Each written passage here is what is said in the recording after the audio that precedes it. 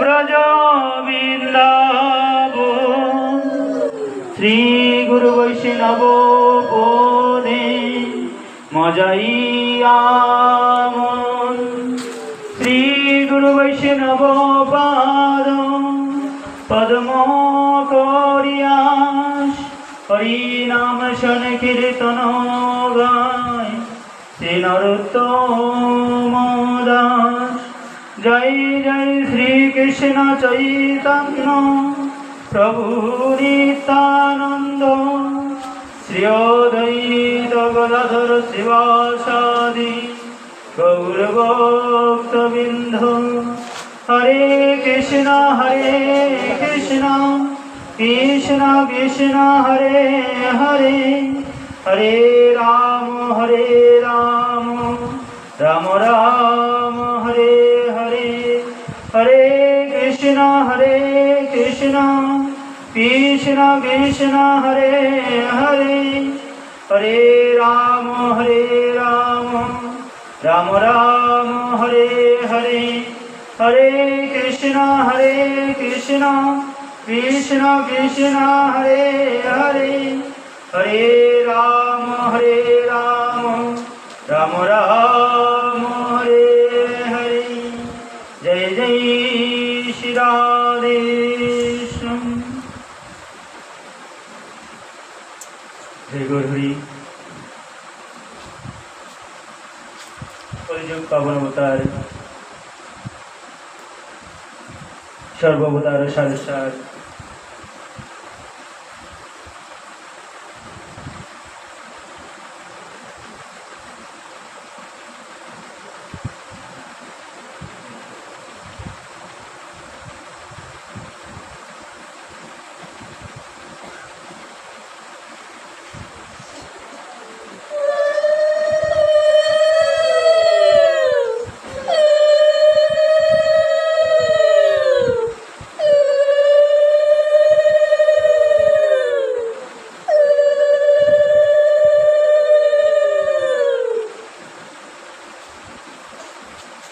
জয় শ্রী রাধে। কলিযুগ পাবন অবতার সর্ব অবতার সারসার কলির পতিতে পাবন শ্রীমন চৈতন্য গৌরাঙ্গ মহাপ্রভু শেষ বিশেষ কৃপা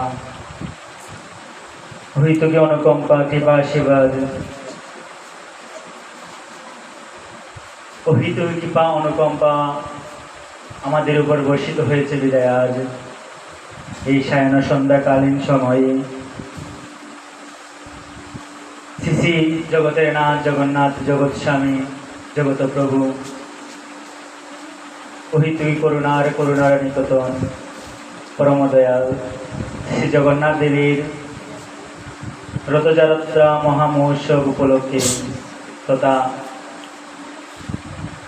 অখিল মাধব নাদিয়াদি ভগবান ভক্তবৎসল ভগবান জগন্নাথ দেবীর মাসির বাড়ি গমন উপলক্ষে মাসির বাড়ি শ্রীঅঙ্গনে গুন্ডিচা মায়ের শ্রীঅঙ্গনে তথা নবদ্বীপ কাননে নবদ্বীপ বৃন্দাবন ধামে শ্রীবাস অঙ্গনে আজকের এই অষ্টম বার্ষিক পশ্চিম কুমড়াকাপন সার্বজনীন দুর্গাবাড়ি এবং পশ্চিম গ্রামের সনাতনী গৌর ভক্তবৃন্দ কর্তৃক আয়োজিত এই সপ্ত দিবস নবম দিবস ব্যাপী হরিকথা ভাগবতী কথা কৃষ্ণকথা অমৃত আস্বাদনে আজকের পঞ্চম দিবস। তমু জীবাদম নগণ্য কীটানুকীট নগণ্য জীবাদম আপনাদের আতুর রাঙ্গাচার চরণে আশ্রিত হয়েছে মাত্র জগন্নাথ দেবীর অপাকৃত লীলামৃত ভাগবতী কথামৃত আস্বাদন করিয়ে যেন আপনাদের হৃদয়ে আনন্দ দান করিব তার বিন্দু মাত্র জীবাদমের যোগ্যতা নেই। সর্বাগ্রে আপনাদের আতুল রাঙ্গাচরণে শিরে ধারণ করে পুনঃ বলণ্ডিত দণ্ডবোধ পুনতির মধ্য দ্বারা সর্বাগ্রে বন্দনা করি অস্মাদীয় বন্দনীয় পূজনীয় শ্রীরাঙ্গাচরণ নিত্যপাদ স্মরণীয় আতুল রাঙ্গাচরণ শাস্ত্র শিক্ষা দিচ্ছে যার কৃপা ব্যতীত বৈকুণ্ঠের নাথ অখিল মাধব নাদিয়াদি ভগবান আমাদের কৃপা বর্ষণ করেন না। সেই পরম দয়াল পরম পতিত পাবন নিজজন একান্ত আপনজন পরম দয়াল শ্রী গুরুদেব শ্রী গুরুজি মহারাজ শ্রীমশ্রী পান কৃষ্ণ গোস্বামীজির আতুল রাঙ্গা শ্রীচরণ সর্বাগ্রহী বন্দনা করি। কেননা শাস্ত্র স্পষ্টত বলেছেন, গুরু তৈয়া গৌরাঙ্গ বোঝে সেই পাপী নরকে মজে। তাই সর্বাগ্রহী আমরা প্রত্যেকে নিজ নিজ ভজন গুরুদেবের আতুল রাঙ্গাচরণ স্থান হতে সর্বাগ্রহী ওনাদের আতুল রাঙ্গাচরণ শিরে ধারণ করি আজকের এই হরিকথা কৃষ্ণকথাতে আমরা আত্মনিবেদন করি, গ্রহণ করি। কেননা দেখুন, শাস্ত্রকার মহৎজনেরা প্রকৃতপক্ষে স্পষ্টত যে শিক্ষা দিচ্ছেন, পরম দয়াল গুরু কৃপা আমরা এই মুহূর্তে জেনে যে অবস্থানে আছি, প্রত্যেকেই সুস্থ শরীরে দুবেলা একটু আহার ভগবানকে নিবেদন করে বা যেভাবে হোক প্রসাদ সেবা করছি বা হরিকথা আস্বাদনে এই মুহূর্তে যে জায়গায় এসে উপস্থিত হয়েছে, সেটা শাস্ত্র সিদ্ধান্ত দিচ্ছি পুনঃ জনমের অনন্ত কোটি জনমের পূর্ণ প্রভাবে তখনই সেটা সেই যোগ্যতা প্রাপ্ত হওয়া যায়। কিন্তু পরক্ষণে আবারও বলছেন, যদি পরম দয়াল শ্রী গুরুদেবের কৃপা যদি হয়ে যায়, তাহলে নগণ্য জীবাদম মৌকিটাদম সদৃশ জীব ওই জন্মেই এক কীট মাত্র নর্দমা কীটও সেই হরিকথা শ্রবণ মনন আস্বাদনের যোগ্যতা প্রাপ্ত হয়ে যায়। তাই এই মুহূর্তে আমরা যে এই হরিকথা আস্বাদন করছি, সেটা বিন্দুমাত্র মজিবাদম সদৃশ জীবের ওই পূর্বজন্মের শক্তিদের জন্য নয়, সেটা একমাত্রই পরম দয়াল শ্রী গুরুদেবের বিশেষ কৃপানিত। ওই পরম দয়াল শ্রী গুরুদেব কৃপা করে ওই দেহটুকুকে শোধন ও মার্জন করে ওই হরিকথা আস্বাদনের জন্য যোগ্য করে দিয়েছেন বিদায় আজ আমরা প্রত্যেকেই এই স্থানে উপস্থিত। তাই সর্বাগ্রে যার কৃপা ব্যতীত শাস্ত্র বলছে ওই অখিল মাধব আদিরাদি ভগবানও কৃপা করেন না, তিনি হচ্ছেন একমাত্র পরম দয়াল পরম পতিত পাবন নিজজন নিজ আপনজন পরম দয়াল শ্রী গুরুপাদ পদ্ম। সর্বাগ্রেই ওনাদের আকুল রাঙ্গাচরণ আমাদের প্রত্যেকের এই গুরু শব্দে কোনো ভিন্নতা নেই, স্বরূপ ভিন্ন হতে পারে। গুরু পরম দয়াল শ্রী গুরুপাদ পদ্ম ইহা আপনাদের এখানে পুনরায় বলার কোনো যোগ্যতা বা বলার কোনো প্রয়াস রাখার প্রয়োজন হয় না, কেননা আপনারা এতে তো স্পষ্ট করে কেন হরিকথা আস্বাদন করছেন এবং সম্মুখে আসলে এই তত্ত্বাস্বাদন যেন ভাগবত প্রবচকরা প্রত্যেকেই এক একজন ভাগবত তত্ত্বজ্ঞ রসজ্ঞ এবং চলন্ত জ্বলন্ত ভাগবত নাম বলে অনেকেরই শ্রদ্ধাস্বাদন সেই হরিগঞ্জ থেকে এসেছেন দাদা। তথাপি সম্মুখে এখানে আপনাদের গ্রামের কৃতি সন্তান আমাদের প্রত্যেকেই সর্বজনের শ্রদ্ধেয় শ্রীযুক্ত সমর পাল দাদাশ্রী মহাশয় এবং মাতাজি যে আমাদের প্রত্যেকেরই অঞ্চলের আমাদের বধূ মাতা, আপনাদের কাছে আমাদের সর্বজন শ্রদ্ধেয় আমাদের সমর পাল দাদার সহধর্মী, যারা একে অপরকে সর্বদাই এই ধর্মীয় কথা তত্ত্বকথার মধ্যে তারা একে অপরকেই সাধন ভোজনের মতো তারা এগিয়ে নিয়ে যাচ্ছেন। পরম শ্রদ্ধাস্বাদনা সিদ্ধময় কৃষ্ণ ভক্তির পরাকাষ্ঠা মহাশয়া শ্রী হেপি পাল মাতাজি, ওনারা প্রত্যেকেই পরম ভাগবত। ওনাদের সম্মুখে বসেই হরিকথা বলা, তথাপি আপনারা প্রত্যেকেই যারা যারা রয়েছেন হরিকথা আস্বাদন করিতে করিতে আসলে প্রত্যেকেই একজন পরম ভাগবত। কেননা ভাগবতের যে নববিধা ভক্তির প্রথম কথাই বলা হচ্ছে শ্রবণ। তথাপি বলেশ্বরী শ্রীমতী সেই গোপীগীতেই বলেছেন শ্রবণ মঙ্গলম। তো সেই শ্রবণ করছেন আপনারা, শ্রবণ করিতে করিতে আসলে আপনাদের সেই অপাকৃত প্রেম ভক্তি সুধা তথা ভগবত প্রেম ভগবত ভক্তি ভাগবতী রসিকতা আস্বাদন করিতে করিতে পরিপূর্ণ।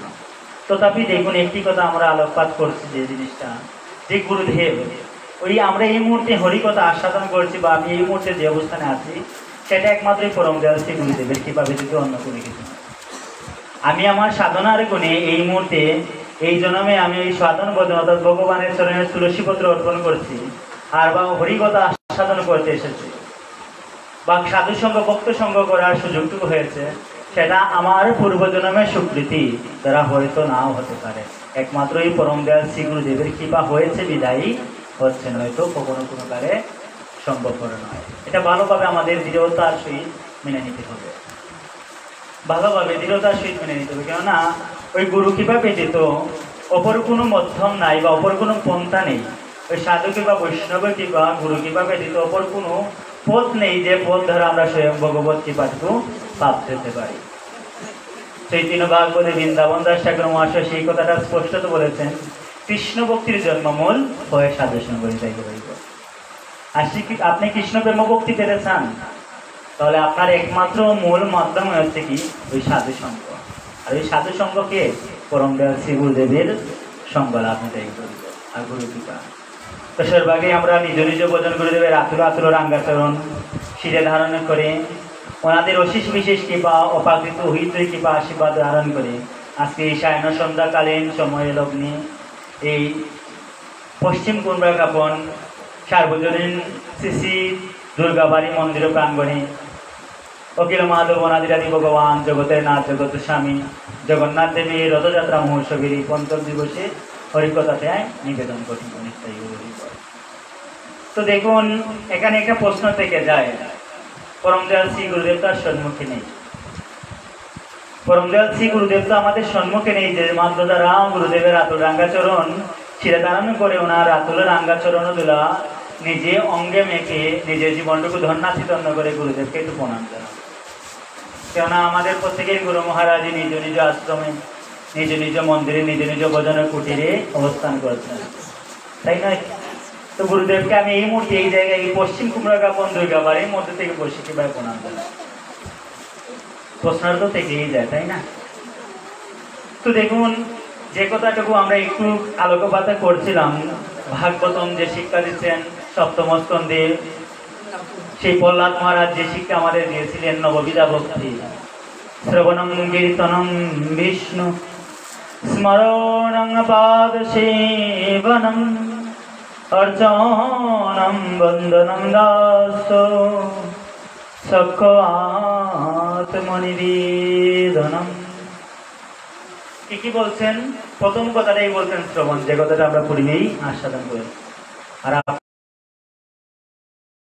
বলা হচ্ছে কি চিন্তা করা, যে কথাটুকু একজন ইসলাম ধর্মাবলম্বী বাংলা অভিধান গ্রন্থ যিনি লিপিবদ্ধ করেছেন ডক্টর শহীদুল্লাহ, উনি লিপিবদ্ধ করেছেন এই স্মরণ শব্দের বাংলা সরল অর্থ হচ্ছে কি চিন্তা করা, বেশি বেশি করে চিন্তা করা।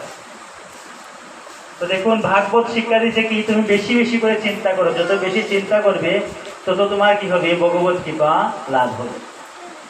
অপরদিকে দেখুন, আমরা ডাক্তারের কাছে গেলে বলছে কি না তুমি চিন্তা করি না, তুমি বেশি বেশি চিন্তা করছো, যার জন্য তোমার হচ্ছে কি উচ্চ রক্তচাপ হচ্ছে, হাইপার টেনশন হচ্ছে, যার জন্য তোমার স্ট্রোক হতে পারে, যার জন্য তোমার মৃত্যুর কারণ হতে পারে। এটাই হবে ডাক্তার বলছে না, তুমি চিন্তা করছো বিধায় তোমার কি হচ্ছে? তোমার স্ট্রোক হওয়ার কারণ হচ্ছে, তোমার স্ট্রোক করতে পারো, যার জন্য তোমার মৃত্যু হতে পারে। তাহলে দেখুন, এই মধ্যে আমাদের কোন জিনিসটা মেনে চলা উচিত? ভাগবতম শিক্ষা দিচ্ছেন স্বয়ং যে তুমি বেশি বেশি করে চিন্তা করো, আর অপরদিকে ডাক্তার বলছে না তুমি চিন্তা করো না, চিন্তা করলে তুমি মৃত্যুবরণ করবে, মরে যাবে, মারা যাবে।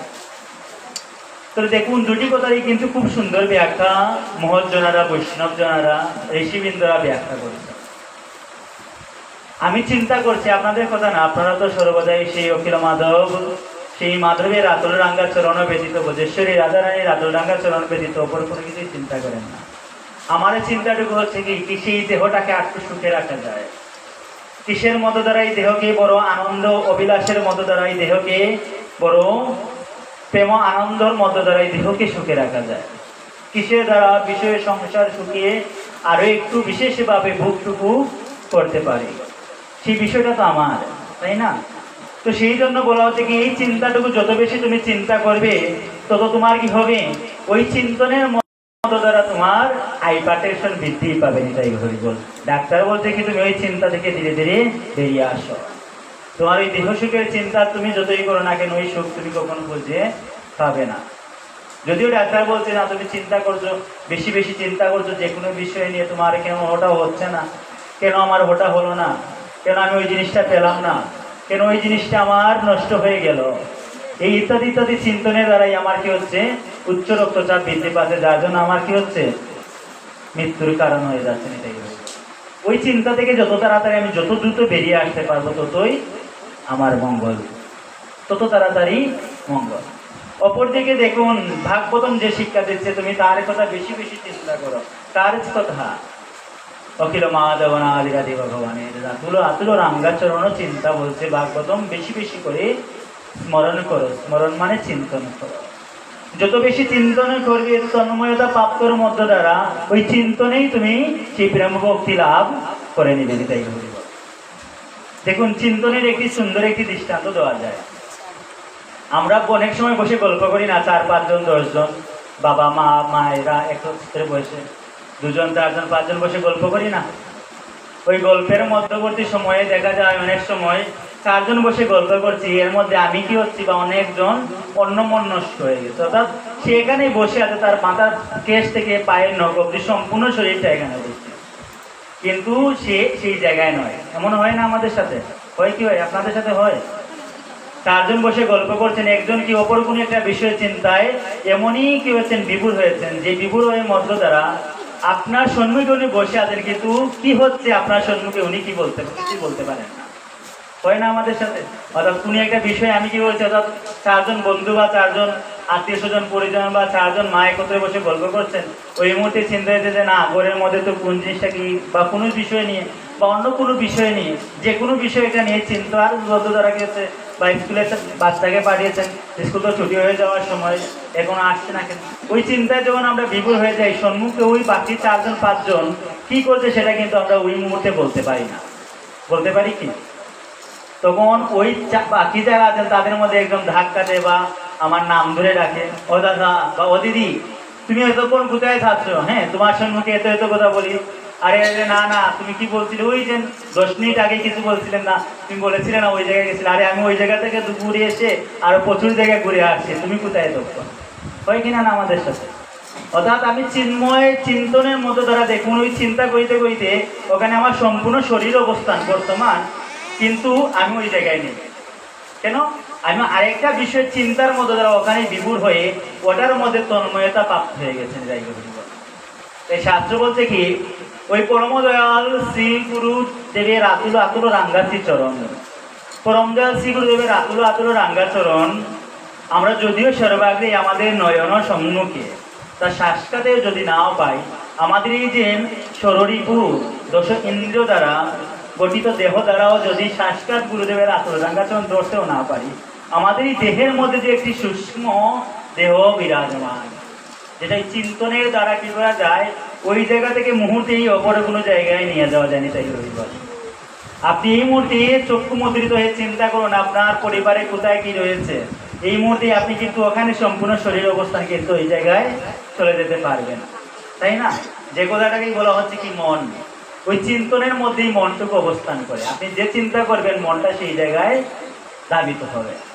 তাহলে দেখুন, ওই চিন্তনের মধ্য দ্বারা আমরা কি করতে পারি? শাস্ত্রকার বলছে কি, তুমি পরম দয়াল শ্রী গুরুদেবের আতুল রাঙ্গাচরণ যদিও আমাদের সম্মুখে অবস্থান নাও থাকে, তথাপি আমরা কি করতে পারি? একটি মাত্র একটু চিন্তনের মধ্য দ্বারা যদি ওই বিষয় চিন্তায় যখন গল্প বা যে কোনো জায়গায় যদি থাকি, ওই বিষয় চিন্তায় তো আমি কিঞ্চিত সময়ের জন্য তন্ময়তা হয়ে যায়, কিন্তু আমি তো কই প্রতিদিন ঠাকুর করে গিয়ে তো সন্ধ্যা কীর্তনে বসি, পরম দয়াল শ্রী গুরুদেব যে আহ্নিক করার জন্য বলেছেন ওই আহ্নিকেও বসি, তখনও তো ওই মনটুকু একটি গুরুদেবের আতুল রাঙ্গাচরণে বেঁধে নিয়ে যেতে পারি না, ওই চিন্তনের মধ্য দ্বারা তো নিয়ে যেতে পারি না। তার মানে কি, আমার চিন্তনটুকু হচ্ছে না। আমার চিন্তনটুকু হচ্ছে চক্ষু মুদ্রিত হয়ে বসে আছি ঠিকই, বসুন, বসতে বসতে অভ্যাস করতে করতে যদি হয়, কবে যদি হয় মুজিবাদনে, আপনারা তো কৃপা অপাকৃত প্রাপ্ত হয়ে মুহূর্তের মধ্যেই সেই জায়গায় বিষয় চিন্তা ত্যাগ করে যে জায়গায় যে কোনো পরিবেশ যে কোনো স্থানেই বসুন না কেন, সাথে সাথে এই পরম দয়াল শ্রী গুরুদেবের যেদিন কর্ণমূলে আপনাদের অহিতুরি কৃপা বর্ষণ করি নিজজন একমাত্র আপন জন করে নিয়ে গিয়েছিলেন, সেই দিন থেকে এই চরণ যুগলটুকু নিজে হৃদয়ে ধারণ করে আছেন। ওই মুদ্রে চক্ষু মুদ্রিত করার সাথে সাথে ওই গুরুদেবের আতুল রাঙ্গাচরণ নিজ শিরদেশে আনয়ন করে ফুলুণ্ঠিত হয়ে দণ্ডবোধ প্রণতি জ্ঞাপন করতে পারেন। তো সেই জায়গাটুকু ওই শাস্ত্র বলছে কি, ওই স্মরণের দ্বারা, ওই চিন্তনের দ্বারা, পুনঃ পুনঃ চিন্তনের দ্বারা যে কোনো জায়গায় যে কোনো অবস্থায় যে কোনো জায়গার মধ্যে আমরা অবস্থান করি না কেন, যদিও পরম দয়াল শ্রী গুরুদেব সাক্ষাৎ সেখানে আমার নয়ন দৃষ্টি অপকটে যদি অবস্থান নাও করেন, তথাপি ওই স্মরণের দ্বারা, পুনঃ পুনঃ স্মরণের দ্বারা ওই পরম দয়াল শ্রী গুরুদেবের আতুল আতুল রাঙ্গাচরণ যে জায়গায় যে অবস্থায় থাকুন না কেন ওই জায়গা থেকেও আমি সূক্ষ্ম দেহ নিয়ে গিয়ে প্রণাম দণ্ডবোধ করতে পারিনি। তাই আমরাও এই জায়গায় আজ এসেছি পরম দয়াল শ্রী গুরু কৃপা ব্যতীত, ওই বৈষ্ণব কৃপা ব্যতীত, ওই গৌরহরি কৃপা কখনো লাভ সম্ভব করে নয়। এই সর্বাগ্রে নিজ নিজ আপন জন, একমাত্র নিজজন পরম দয়াল শ্রী গুরু পাদ পদ্ম, সেই গুরুদেবের আতরের আঙ্গাচরণ প্রত্যেকেই আমরা ওই শ্রদ্ধার সহিত ওই চিন্তনের দ্বারা, একটু স্মরণের দ্বারা আতরের আঙ্গাচরণ একটু প্রণতি জ্ঞাপন করি। মন্নাথ শ্রী জগন্নাথ, মদ গুরু শ্রী জগৎ গুরু, মদাত্মানম সর্বভূতাত্মানম, তস্मै শ্রী গুরুবে নমো নমঃ। পরম দয়াল শ্রী গুরুদেব অশেষ বিশেষ কৃপা আমাদের উপরে বর্ষিত হতো। ওই গুরু কৃপাই হচ্ছে আমাদের ভজন পথে এগিয়ে যাওয়ার মূল এবং মুখ্য পথ। তাই প্রতিদিন আপনারা তো করেন, যদি এখানে আমার কথাটুকু বলছি, ঠাকুর ঘরে গিয়ে প্রথমত সন্ধাহানি করিবারের পরিবে একটু চক্ষু মুদ্রিত হোক বা চক্ষু খোলা রেখেই হোক, যেভাবেই হোক একটিবার ওই রাঙ্গাচরণটুকু স্মরণই হচ্ছে আমাদের ভজনের মূল প্রাণ কেন্দ্র। ওই চরণটুকু যদি প্রতিদিন ধরে রাখতে পারেন, গুরুদেব যে জায়গায় যে কোনো স্থানে অবস্থান করো না কেন, গুরুদেব কখনো আমাকে ওই কৃপা থেকে বঞ্চিত করতে পারবেন না। ওই গুরুদেব কখনো আমাকে কৃপা থেকে কখনো বঞ্চিত করতে পারবেন না। তাই গুরু কৃপাটুকুই আপনাদের মূল ফাউন্ডেশনটুকু হোক। তো দেখুন, পূর্বে আপনাদের এখানে অনেক অনেক হরিকথা আস্বাদন হয়েছে, অপাকৃত হরিকথা তত্ত্বকথা আপনারা আস্বাদন করেছেন। সেই হরিকথা আস্বাদনের মধ্য দ্বারা জীবনটুকু ধন্যাতিধন্য করেছেন। মুজিবাদম এসেছি শুধুমাত্র আপনাদের সময় নষ্ট করবো স্যার। আপনারা বৈষ্ণব জনারা এসেছেন কৃপা করে মুজিবাদম নগণ্য কীটকে একটু কৃপা বর্ষণ করিবার জন্য। আপনাদের আতুল রাঙ্গাচরণে মুজিবাদম বুল্লুলপিতে শতকোটি দণ্ডবোধ প্রণতি জ্ঞাপন জানাচ্ছি। আপনারা প্রত্যেকেই জয়যুক্ত হন, একটু কৃপা বর্ষণ করিবেন মুজিবাদমের প্রতি। ওম বাঞ্ছাকল্পতরুভ্যশ্চ কৃপা সিন্ধুভ্যেব চ পতিতানাং পাবনেভ্যো বৈষ্ণবেভ্যো নমঃ। তো দেখুন, কলির পতিত পাবন শ্রীমঞ্জিতেন গৌরাঙ্গ মহাপ্রভু, ওনারই সপরিকর সপার্ষদ আমাদের পার্শ্ববর্তী উপজেলা রাজনগর উপজেলার শ্রী মহলাল বাসু বসু, আমরা প্রত্যেকেই জানি, যার পদা বলে কীর্তন আমরা প্রতিনিয়ত কীর্তন করি। উনি দেখুন, সর্বপ্রথম ওনার যে একটি ভজনের মধ্যে আমরা প্রত্যেকেই সেই ভজনও গাই, ভজন কীর্তন করি, ভজনে কীর্তন করি, যেই গৌর সেই কৃষ্ণ সেই জগন্নাথ, বাসুদেব গোস্ব বলে করি জুড়ো হাত, যেই গৌর সেই কৃষ্ণ সেই জগন্নাথ। দেখুন, উনি ওনার প্রথম অন্তরায় বলছেন কি, জয় জয় জগন্নাথ শ্রীশচির নন্দন, ত্রিভুবন করে যার চরণ বন্দন। দেখুন, এখানে একটা প্রশ্ন বলছেন কি, জয় জয় জগন্নাথ শ্রীশচির নন্দন। জগন্নাথ বলছেন জয় জয় জগন্নাথ, হে জগন্নাথে জয় জয়কার দিয়ে বলছেন, জগন্নাথ তুমি শ্রীশচির নন্দন। আচ্ছা, জগন্নাথ দেব তখন সচী মায়ের গর্ভ থেকে উদয় হলেন, এটাই প্রশ্ন না? জগন্নাথ দেব সচী মায়ের সন্তান কি, দুলাল কি? বলছেন কি, জয় জয় জগন্নাথ শ্রীশচির নন্দন, ত্রিভুবন করে যার চরণ বন্ধন। হে জগন্নাথ দেবের চরণ ত্রিভুবন করে যাচ্ছে, কিন্তু তুমি হচ্ছে সচির নন্দন। তা জগন্নাথ কি সচির নন্দন? দেখুন, সর্বশেষ অন্তরায় বলছেন কি, বাসুদেব গোস্ব বলে করি জুর হাত, যেই গৌর সেই কৃষ্ণ সেই জগন্নাথ। নিতাই গৌর। দেখুন, এই অপাকৃত তত্ত্বকথাটুকু আমাদের যে দান করেছেন, আমরা কলির পতিত পাবন শ্রীমঞ্জিতেন গৌরাঙ্গ মহাপ্রভু, আমাদের নিজ গৃহের লোক, গরের সন্তান, আমরা ছিলেন চিরট্টবাসী। যদি মুজিবাদম এখনো ওই ব্রজধাম, সেই অপাকৃত ধাম, সেই ব্রজধামে বৃন্দাবন ধামে এখনো প্রবেশ করেনি, কিন্তু সাধুমুখে ভক্তমুখে শুনেছি। আজও যদি ওই সিহট্ট থেকে যদি কেউ ব্রজধামে যায়, ওই ব্রজধামের চরণের রেণুতে গিয়ে যদি বলে আমি ওই সিহট্ট থেকে এসেছি, আমি ওই ঢাকা দক্ষিণ মহাপ্রভুর বাড়ি ওই শ্রীহট্ট থেকে এসেছি। এখনো আজ ওই ব্রজবাসীরা ঊর্ধ্ববাহু তুলে বুলণ্ডিত হয়ে দণ্ডপত প্রণতি দ্বারা ওই শ্রীহট্টবাসীকে সম্বোধন করে দণ্ডপত প্রণতি করে নিতাই করে। এ হচ্ছেন আমাদের শ্রীহট্টবাসী কলির পতিরে পাবন শ্রীমন চৈতন্য গৌরহরি, আমাদের ঘরের সন্তান, আমার ঘরের সন্তান। কিন্তু আমি আজ ওই গৌরকে আপনজন করে নিতে পারলাম না। এটা আমার ব্যর্থতা। আপনাদের জন্য বলছেন, আপনারা তো নিয়েছেন, আপনজন করেছেন বিদায় আজ গৃহ সংসার বিষয় বাসনা সব পরিত্যাগ করে কি করে এসেছেন। একটু গৌর কথা, একটু যদি ওই গৌরহরি রদরামৃত সেই অপাকৃত লীলামৃত যদি আস্বাদন করতে পারি, সেই আস্বাদনের হেতু নিয়ে তো ছুটে এসেছেন। কিন্তু দেখুন, ওই গৌরহরি হচ্ছে আমার ঘরের লোক, ঘরের সন্তান, একমাত্র আপন জন আমার। কিন্তু এই গৌরহরিকে আমি এখনো ভালোভাবে হৃদয়ঙ্গম করে একটু ওনার আতুলো রাঙ্গাচরণটুকু জড়িয়ে ধরলাম না। এটাই আমার ব্যর্থতা, এটাই আমার জীবনের সর্বশ্রেষ্ঠ ব্যর্থতা। ওই ব্যর্থতা থেকেই বেরিয়ে আসাটুকুই প্রয়াস মাত্র। যে কথাটুকু বাসুদেব ঘোষ নিজ সেই অপাকৃত সাধন ভোজনের মত দ্বারা দর্শন করে লিপিবদ্ধ করেছেন কি না, না ওই যে শাসকাত দ্বারে ব্রহ্ম, ওই পরিধাম শ্রীক্ষেত্র, ওই পরিধাম শ্রীক্ষেত্র গিয়ে এই নীলাচল ধামে গিয়ে যে অখিল মাধব জগতনাথ জগৎ স্বামী জগন্নাথ দেবকে দর্শন করছি, ওই শাসকাত জগন্নাথকে দর্শন করিতে আর চেয়ে আমার কলির পতিত পাবন শ্রীমন চৈতন্য গৌরাঙ্গ মহাপ্রভু, যিনি শাসকাত স্বপ্রকটে আমাদের মধ্যে বিরাজমান, যিনি ওই হরিনামে প্রেমমাতা সুধা নামটুকু এনে দিয়ে আমাদের এই কলির পতিত পাবন শ্রীমন চৈতন্য গৌরাঙ্গ মহাপ্রভু কলির জীবকে উদ্ধার করিবার জন্য চৈতন্য চৈতামিতকার শিল কৃষ্ণদাস কবিরাজ গোসাই পাদ বলছেন যে রস গুপ্ত সিন্ধু ব্রহ্মা না পায় এক বিন্দু, সেই প্রেম বিলাইল সংসারী মুজিবাদম সমৃদ্ধ জীবকে দর্শন করিয়ে একটু প্রেম ভক্তিটুকু কিসের মধ্যে দ্বারা নিবেদন করছেন, বিতরণ করছেন না, যে অপাকৃত সেই রাধা প্রেমদন স্বয়ং ভগবানের প্রিয়বাদন ভক্ত দেবতারা পর্যন্ত বাঞ্ছনা করছে, স্বয়ং আমার সৃষ্টিকর্তা ব্রহ্মা বাঞ্ছনা করছে, একটু এই প্রেম ভক্তি প্রদান করো না প্রভু।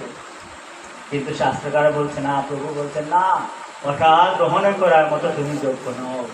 যে রসগুপ্ত সিন্ধু ব্রহ্মা না কায় পায় এক বিন্দু, সেই প্রেম বিলাইল সংসারে, ওই হচ্ছেন আমার কলির পতিতে পাবন শ্রীমন চৈতন্য গৌরাঙ্গ মহাপ্রভু।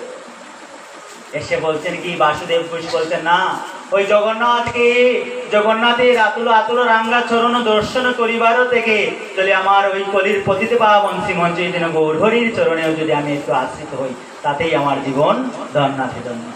কেননা ওই যে শাসকাত ওই দারু ব্রহ্মরূপী জগন্নাথ এবং অখিল মাধব অনাদিরাদি ভগবান, তার সহিত আমার ওই গৌরহরির মধ্যে কোনো পার্থক্য নেই।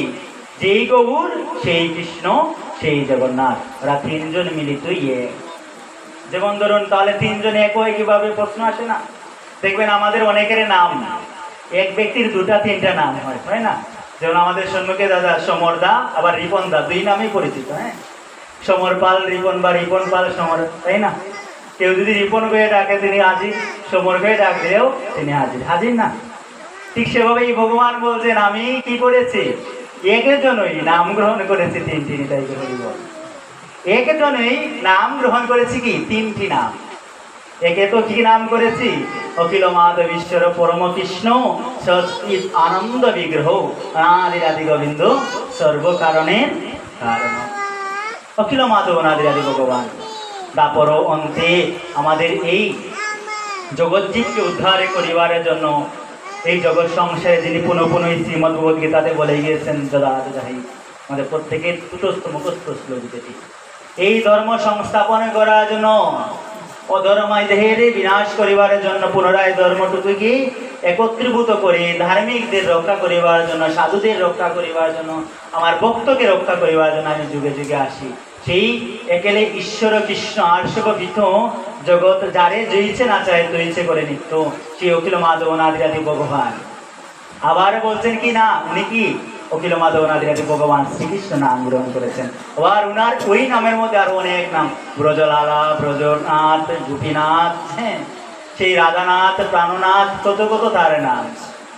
আবার সেই তিনি কি করেছেন, ওই নীলাচলবাসীদের উদ্ধারিবার জন্য, ওই ইন্দ্রধর্ম রাজার মনো বাসনাটুকু পূর্ণ করিবার জন্য গুন্ডিচা মায়ের শ্রী অঙ্গনে ওই অর্ধ হাত অর্ধ পাহীন এক বিগলিত বিগ্রহ, যে বিগ্রহ দর্শন করে বলা হচ্ছে কি টুঠা বিগ্রহ, তাই না?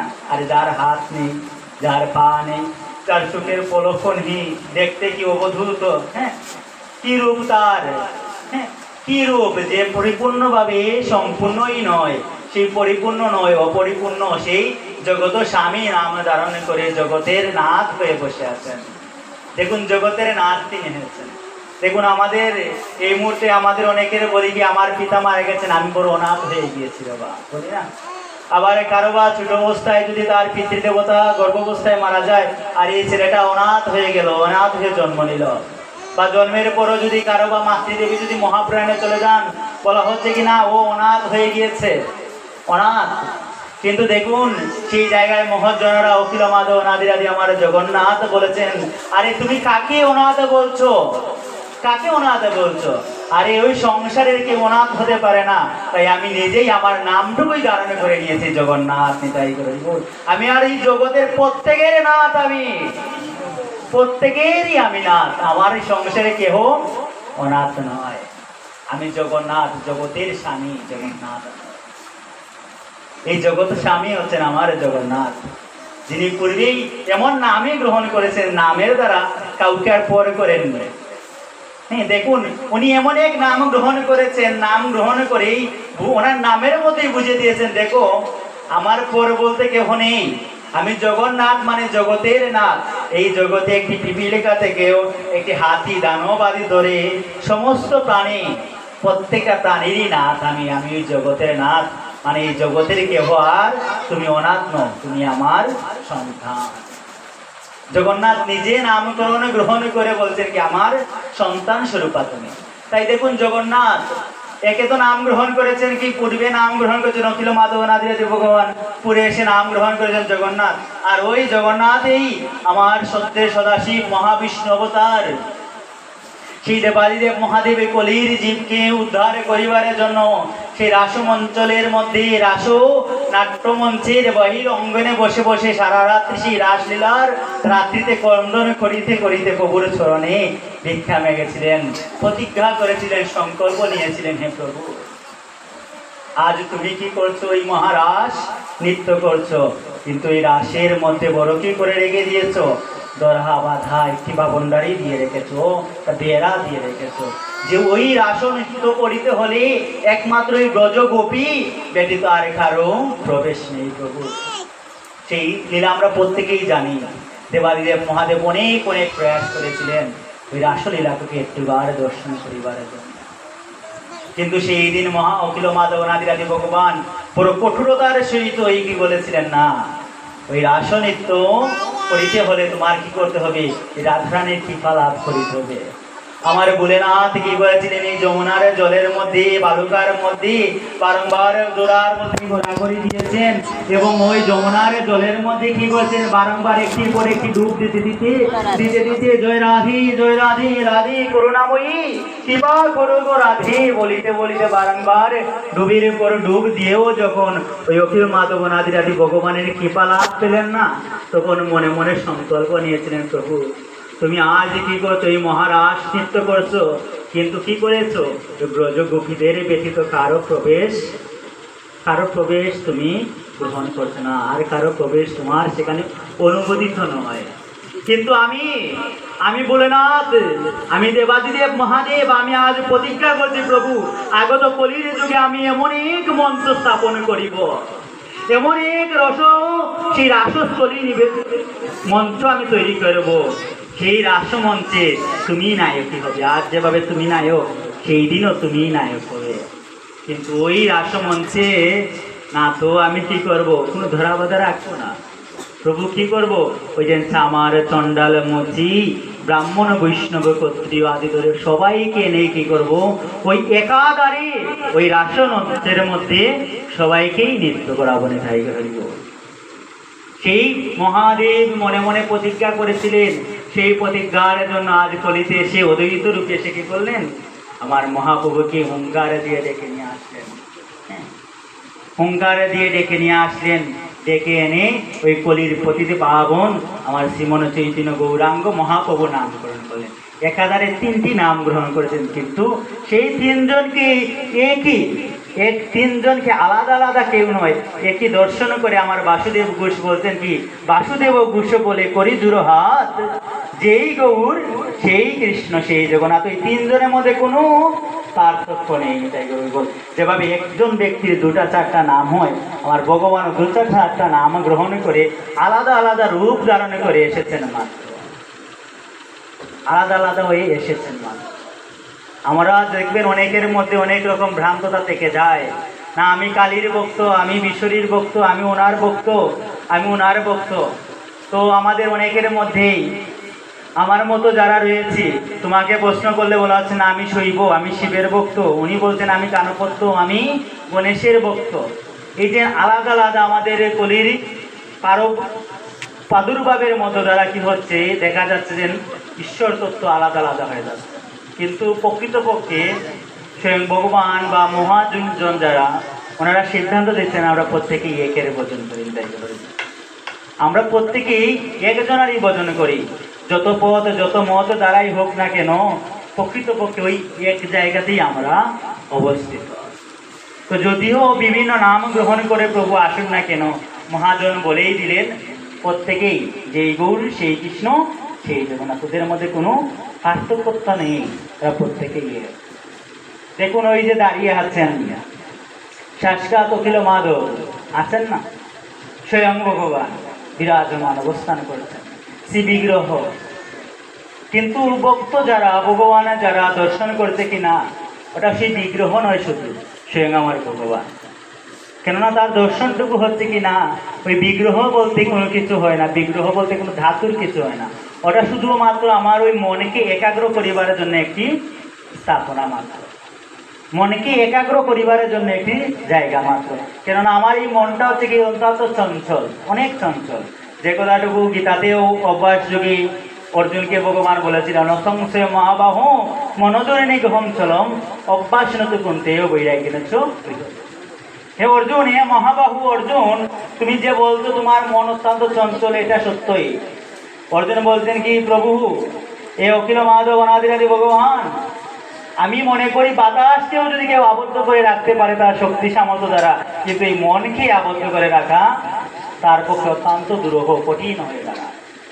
স্বয়ং ভগবান বলছেন ঠিক বলেছ, তুমি যে কথা বলেছো সত্য বলেছ, এই মন অত্যন্ত চঞ্চল, কিন্তু কি করা যায় দেখো, অসংশয় মহ, এই বিষয়ে কোনো সংশয় নেই, মন অত্যন্ত চঞ্চল, কিন্তু কি করা যায়, পুনঃ পুনঃ বৈরাগ্য দ্বারা ওই বিষয় ভোগ জিহ্বার লালসা ধীরে ধীরে ত্যাগ করে, ওই দেহ সুখের বাসনা ধীরে ধীরে ত্যাগ করে, ওই ইত্যাদি ইত্যাদি বিষয়বস্তুর প্রতি তোমার আকৃষ্টতাকে ত্যাগ করে যদি তোমার মধ্যে যদি বৈরাগ্য বৃদ্ধিপ্রাপ্ত হয়, আর পুনঃ পুনঃ যদি তোমার অভ্যাসটুকু থেকে যায়, পুনঃ পুনঃ অভ্যাস করতে থাকো, তো সেই পুনঃ পুনঃ অভ্যাস ও পুনঃ পুনঃ বৈরাগ্যের দ্বারাই কি করতে পারো, তোমার ওই মনকে আমার চরণে ধরে বেঁধে এনে নিবেদন করিতে পারো, তাই পুনঃ পুনঃ এনে দিতে পারো। তো সাজকার দেখুন ভগবান যে কথাটুকু বলছেন কি, যে না আমার ওই বিগ্রহটুকু কিসের জন্য না, ওই ভক্ত তোমার মনটুকু একাগ্র করিবার জন্য, কিন্তু ওই সাজকার বিগ্রহের মধ্যে আমি অবস্থান করি। নাম নামই এবং নামের পরম ব্রহ্ম সেই স্বয়ং শ্রী বিগ্রহের মধ্যে কোনো পার্থক্য নেই, কোনো পার্থক্য নেই। দেখুন তার খুব সুন্দর দৃষ্টান্ত হচ্ছে এই জগন্নাথেরই লীলা। জগন্নাথের স্নান যাত্রা হয়েছিল না, স্নান যাত্রার মধ্যে আমার মতো ভক্তরা হয়তো একটু বেশি আপ্লুত হয়েছে, হয়ে কি করছে, জগন্নাথকে এক ঘোড়ার উপর সহস্র ঘোড়া দ্বারা ভগবানকে স্নান করিয়েছে না, জগন্নাথ অধিক অধিক জল দ্বারা স্নান করিয়েছে না। দেখুন জগন্নাথ ওটা তো বিগ্রহ না, আমি তো দর্শন করছি, এটা তো কি ওটা তো খুব সুন্দর বিগ্রহ তৈরি করেছিল, বা কি দাদি বানাইছিল, হ্যাঁ বানাইছি কি দাদি, বলো দাদা ওই দাদা ওই নিম হাত দিয়ে বানাইছিল, জানা নাই তো, খুব সুন্দর বিগ্রহ হয়েছিল, বা হাত দ্বারা কোন বেস্তরি দ্বারা বানাইছে, ও অমুকরে দিয়া বানাইছে। মানে কি, আমার বিগ্রহ স্বয়ং ভগবানকে আমি এখানে এনে বসিয়েছি, ওনার মধ্যে প্রাণও স্থাপিত হয়ে গেছে। এখন আমার মনে হচ্ছে কি না ওটা কি কাষ্ঠের একটা পুত্তলিকা, বাকি মৃত্তিকার একটা পুত্তলিকা, ধাতুর একটি পুত্তলিকা মাত্র। স্বয়ং ভগবান সেখানে আমার বুদ্ধি এখনো স্থাপিত হচ্ছে না। স্বয়ং বুদ্ধি ওখানে আমার স্থাপিত হচ্ছে না বিধায় ওই স্বয়ং ওনার সাথে আমার সম্বন্ধ হচ্ছে না, তাকে আপনজন করেও নিতে পারছি না। তাকে আমি আপন করে নিতে পারছি না কেন? না তো হতো কি, ওটা তো ওই যে কি মাটি দিয়ে তৈরি করে নিয়ে আসা বা কাঠের একটি কাঠের পুত্তলিকা মাত্র, সেই জায়গায় আমার বুদ্ধিটুকু স্থাপিত হয়ে গেছে। কিন্তু দেখুন জগন্নাথ দেখিয়ে দিচ্ছেন, দেখো সংসারে জীব তুমি কি করেছো, ওই স্নান যাত্রার মধ্যে আমাকে কি তুমি যদি দিনে প্রতিদিন 2 বার 3 বার স্নান করো, ওই জায়গায় আজকে কি করেছে কোনো কালের প্রভাবে যদি 7 8 বার 10 বার স্নান করো, তোমার কি হয়? জ্বর আসে না? সর্দি লেগে যায় না? হ্যাঁ, জ্বর সর্দি হয়ে যায় না বাবা আমাদের? দিনে আমি 3 বার প্রতিদিন স্নান করি, কিন্তু এই মুহূর্তে আজকে কোনো একটু সমস্যার জন্য, অধিক গরমের জন্য বা অন্যান্য কারণের জন্য যদি 10 বার স্নান হয়ে যায়, তাহলে তো জ্বর চলে আসবে না? ভগবান দেখিয়ে দিচ্ছেন, দেখো প্রতিদিন আমাকে তুই কি করো, সামান্য একটু শঙ্কের জল দ্বারা স্নান করো। হ্যাঁ, আজ কি করেছো, ওই স্নান যাত্রায় আমার মাথার মধ্যে সহস্র করে 1 ঘোরার পরে 1 ঘোরা 1 ঘোরার পরে 1 ঘোরা জল দিয়েছো, দেখো আমারও জ্বর চলে এসেছে। তাই আচ্ছা, ভগবানের কি জ্বর আসে? ভগবান এখানে যারা দেখিয়ে দিচ্ছেন, দেখো আমি শুধু ওটা কি ওই পুত্তলিকা, কাঠের পুত্তলিকা নয়, পিত্তলের শুধু পুত্তলিকা নয়, মাটির কোনো পুত্তলিকা নয়, আমি সাক্ষাৎ স্বয়ং ভগবান। ওই জায়গার মধ্যে আমার অবস্থান, ওখানে তুমি কি করেছো, অধিক জল দ্বারা আমাকে স্নান করেছো, আমারও জ্বর চলে এসেছে। ওই বুদ্ধিটুকু যতক্ষণ অব্দি হচ্ছে না, না ওটা শুধু কাষ্ঠ নয়, ওটা আমার স্বয়ং ব্রজেন্দ্র নন্দন। ওরে ওটা মৃত্তিকা নয়, ওখানে সাক্ষাৎ আমার ব্রজেন্দ্র নন্দনের অবস্থান, ওখানে সাক্ষাৎ আমার প্রভু বিরাজমান। সাক্ষাৎ তিনি আছেন বিদায়ী, তিনি ওনার কাছে আমার পরিপূর্ণভাবে সেখানে যদি আত্মসমর্পণটুকু হয়ে যায়, তাহলে প্রকৃতপক্ষে আমার ভগবত কৃপাটুকু লাভ হবে, সেখানেই আমার সম্বন্ধটুকু স্থাপিত হবে, তাকে আমি আপনজন করতে পারবো, তাকে আমি আপনজন বানাতে পারবো। কোন দিন? যখন বুঝতে পারবো না ওটা শুধু কাঠের না, ওটা শুধু কায় না, ওখানে শুধু দেই এমনিতেই দোয়া লাগে। ভগবানে কায় কি কায় না, এটা নিয়ে আমাদের মধ্যে অনেকের একটি দ্বন্দ্ব। আপনাদের মধ্যে নেই, আপনারা তো প্রতিদিন ভগবানকে দেন, ভগবান কায় করেই তো দেন, তাই না? ভগবান যদি কায় না, তাহলে দোয়ার কোনো প্রয়োজন আছে বলুন তো? ভগবান প্রতিদিন খায়, এজন্যই তো ভগবানকে প্রতিদিন দেন। ভগবান যদি খায় না, দেওয়ার কোনো প্রয়োজন আছে? কিন্তু ভগবানকে দিচ্ছি, দিয়ে বলছি তুমি তো খাও না। যেমন ধরুন আপনার সম্মুখে আপনাকে বসানো হয়েছে সুন্দর একটা আসনে বসিয়ে, বলে খুব সুন্দর একটা পারসে প্রসাদ আনিয়ে দিয়ে বলা হচ্ছে, দেখুন দাদা আপনি তো এত প্রসাদ খান না, আপনি তো এই যে এই বস্তুগুলা খান না, বলুন তো আর কি করবেন, শুধু দিয়েছি মাত্র স্যার। বলুন তো আপনি কি লজ্জার জন্য কি খেতে পারবেন? লোক লজ্জার জন্য? আপনার সম্মুখে বসানো হয়েছে, সুন্দরভাবে বসিয়ে বলা হচ্ছে, সুন্দর পারস্যে এসে বলা হচ্ছে আপনি তো কিছুই খান না, আপনি তো ব্রত করে নিয়ে আসছেন, বা আপনি তো খাবেন না এটা সেটা। বলুন তো আপনার যদি পেটে ক্ষুধাও থাকে, আপনি কি খাবেন? খাবেন না। ঠিক সেভাবে ভগবানকে আমি বসিয়েছি, ভগবানের মধ্যে প্রাণ প্রতিষ্ঠা করেছি, কিন্তু বলছি না ওটা তো বিগ্রহ, ওখানে দিতে হয় বিদায় দিচ্ছি, ওখানে শুধু তো দিতে হয় দিচ্ছি বিদায় দিচ্ছি, উনি তো আর খাবেন না, করে নিয়ে আসবো আমি খেয়ে নেবো, এটা আমার বুদ্ধি। তাহলে বলুন তো ভগবানকে আর খাবে? হ্যাঁ, ভগবান কি খাবে? আরে ভগবান তো গীতাতে বলেই দিয়েছে, ভগবান খায় কিনা না বলেই দিয়েছে। নবমতে রাজৃত রাজপুত্র যোগীর 26 নং শ্লোকে কি বলছেন? পত্রং পুষ্পং ফলম তুম ইয়ো মে ভক্তা পদচ্ছতি তদহং ভক্ত প্রদয়স্মাই পদদাত মনম। বলে দিয়েছে না ভগবান? অবশ্যই খায় ভগবান। পদদাত্মনম শব্দের সরল অর্থ থেকে আমি সাদরে গ্রহণ করি মানে কি আহার করি। ভগবান বলেননি আহার করি। কোনো ভক্ত যদি ভক্তি চিত্তে ভক্তিভাব অঙ্গীকারে করে যদি আমাকে 1 কন্ডুর জল, একটু ফল, একটু ফুল নিবেদন করে, আমি ভক্তের এই ভক্তি চিত্ত নিবেদিত প্রসাদটুকু সাদরে গ্রহণ করি। ভগবান বলে দিয়েছে, কিন্তু আমি দিয়ে বলছি কিনা ভগবান খায় না। তো বলুন, আপনাকে দিয়ে যদি কেউ বলে দেন আপনি তো খাবেন না, আপনি কি খাবেন? তাহলে ওখানে তো ভগবান বুদ্ধি আমার রচনাতে ভগবানকে দিচ্ছি মাত্র কিসের জন্য? আমার কর্তব্য কর্মের মধ্যে। এখনো ভগবানকে আমার আপনজন করতে পারলাম না, তাকে আমার একান্ত আপনজন, নিজের সন্তান বুদ্ধিতে, নিজে একান্ত বন্ধুত্ব বুদ্ধিতে, নিজের স্বামী বুদ্ধিতে, নিজের সেই একমাত্র আপনজন নিকটজন বুদ্ধিতে এখন আমি তাকে ভালোবাসতে পারলাম না, সম্বন্ধ স্থাপন করতে পারলাম না। আপনারা করেছেন বিধায় কি হচ্ছে, আপনাদের গৃহে প্রতিদিন ভগবান সেবা করছেন, কিন্তু আমি কি করছি, এখনো সেই সম্বন্ধ হলো না। তাই দেখুন চৈতন্য ভাগবতী বৃন্দাবন দাস ঠাকুর মহাশয় বলতেন কি, সম্বন্ধ করিয়া বলে তারে কৃষ্ণ নাহিতে যে, আর সব মরিয় কারণ সেই সম্বন্ধ নাহি যারে বেতা জন্ম গেল তার, সেই পশু বড়ই দুরাচার। স্পষ্ট বলে দিয়েছেন, সম্বন্ধ তো করতে হবে তার সাথে। তার সাথে কখন সম্বন্ধ হবে, যখন বুঝতে পারবো না সে তো সচল চলাচল করে, তারও আহারের প্রয়োজন, তারও বিশ্রামের প্রয়োজন, তারও এই গরমের মধ্যে একটা বাতাসের একটু প্রয়োজন, তার ওই শীতকালীন সময়ে একটু কিসের প্রয়োজন, একটু বস্ত্র আদি গরম বস্ত্রের প্রয়োজন। যখন সেই বুদ্ধিটুকু আসবে তখন না তার সাথে আমার ভালোবাসার সম্পর্ক হবে। তার উপর কি হবে, তা নয় কি হবে।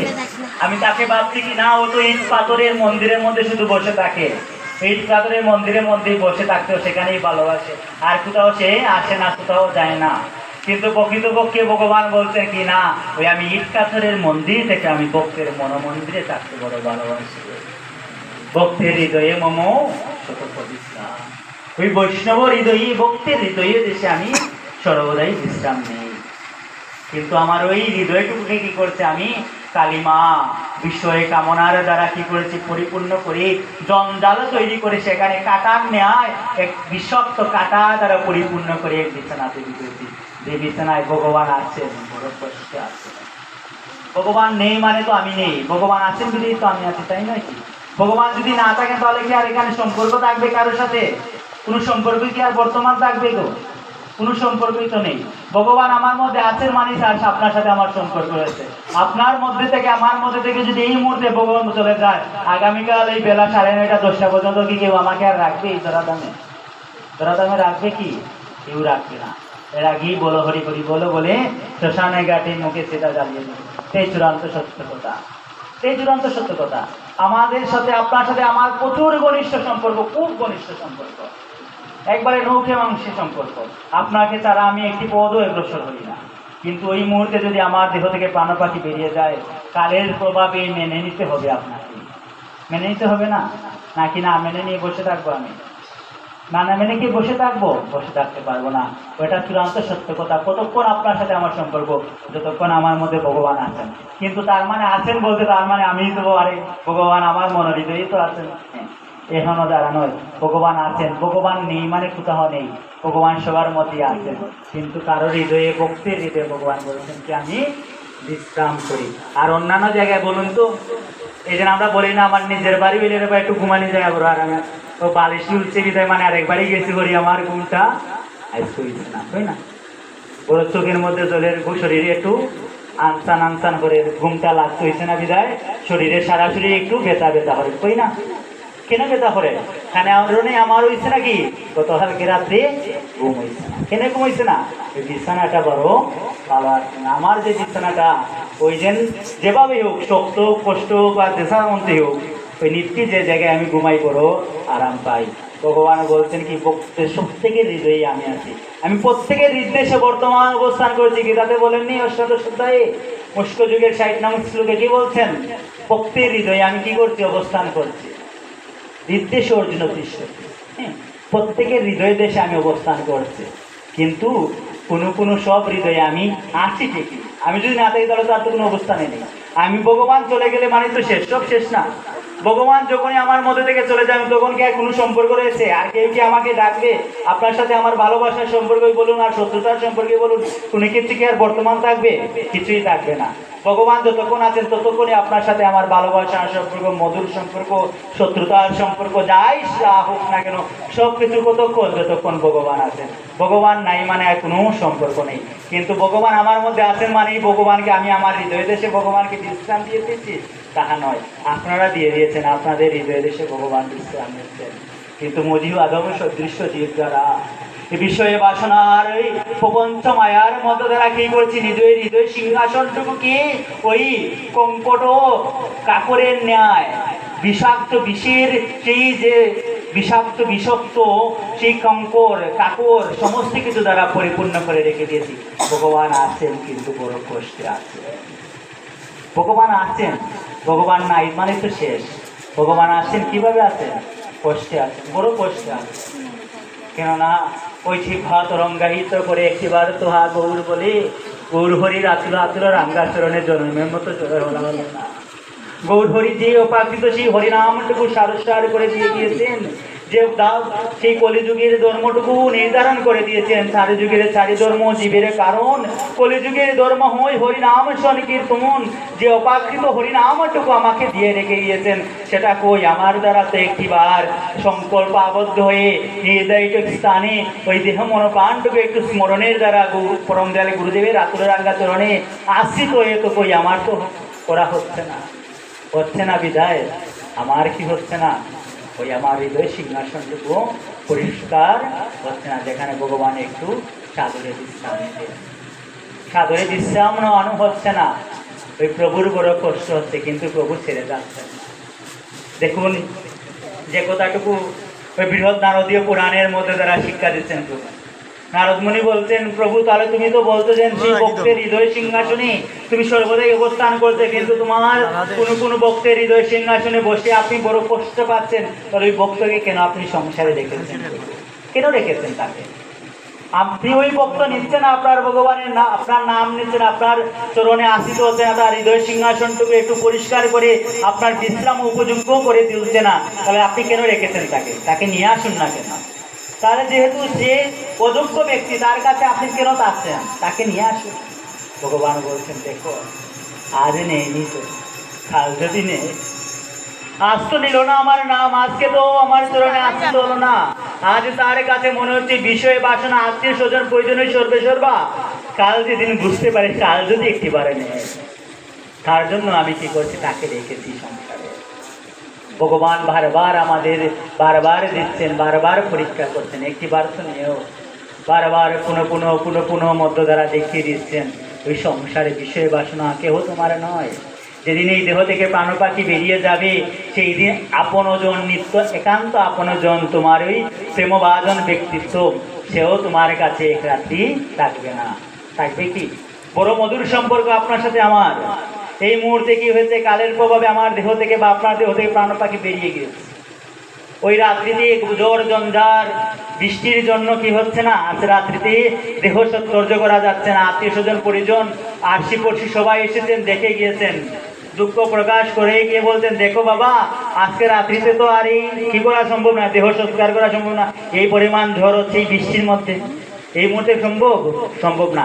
এক কাজ করে আমরা সবাই নিজ নিজ বাড়িতে যাচ্ছি, প্রত্যাবর্তন করছি, আজ রাত্রে ঝড় বৃষ্টি সমাপ্ত হোক, কাল এসে কি করবো, ওই দেহটুকুকে কি করবো, আমরা সমাধিস্থ করি আর সৎকার্যই করে দাহ করি, যাই করি করবো।